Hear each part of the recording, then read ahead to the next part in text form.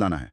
ज्ञान का दीपक ये अंधेरे को मिटाता है। हाँ। तो ये दिखाता है कि अज्ञान कोई ऐसी पक्की चीज नहीं है, वो तो ज्ञान के प्रकाश से हट जाता है, और ये प्रकाश ईश्वर की मौजूदगी से आता है। सही। और इसी बात को और आगे बढ़ाते हुए श्लोक N.20 में कृष्ण अपनी सर्वव्यापकता बताते हैं। मतलब वो हर जगह हैं।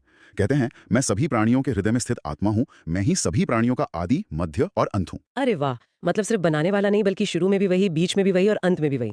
पर ये सोचना कि ईश्वर हर जगह है, हर चीज में है, ये कभी-कभी समझना थोड़ा मुश्किल हो जाता है ना? हाँ बिल्कुल, अमूर्त है ना ये विचार। शायद इसीलिए अगले श्लोकों में वो कुछ उदाहरण देते हैं, जैसे श्लोक 10.22 में है। बिल्कुल सही पकड़ा आपने। हाँ, अमूर्त को समझने के लिए मूर्त उदाहरणों की जरूरत पड़ती ही है।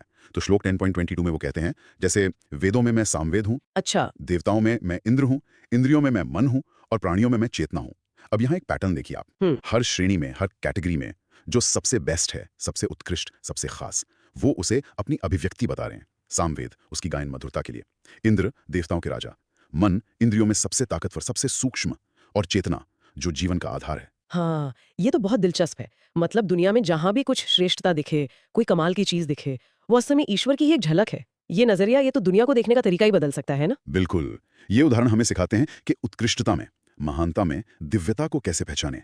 और फिर कृष्ण इस विचार को और भी ऊंचे स्तर पर ले जाते हैं श्लोक 10:40 में। अच्छा, वो क्या है? वो कहते हैं कि दुनिया में जो कुछ भी ऐश्वर्यशाली है, सुंदर है या तेजस्वी है, वो सब उनके तेज के